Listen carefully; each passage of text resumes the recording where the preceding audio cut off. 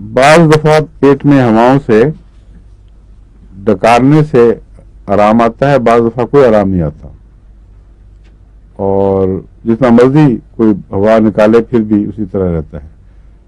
بعض دواؤں میں یہ ہے کہ وہ کچھ ہوا اگر ڈکار کے ذریعے نکال دیں،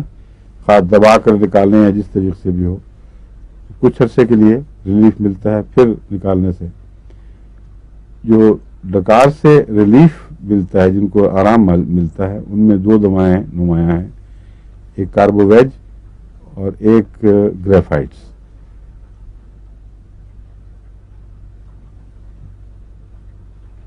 دونوں میں بالکل ہم مزاج ہیں، ایک دوسرے کی اس معدے کی ہوا کے اعتبار سے پہچان ہی مشکل ہے، دونوں اتنا ہم مزاج ہیں اس لحاظ سے۔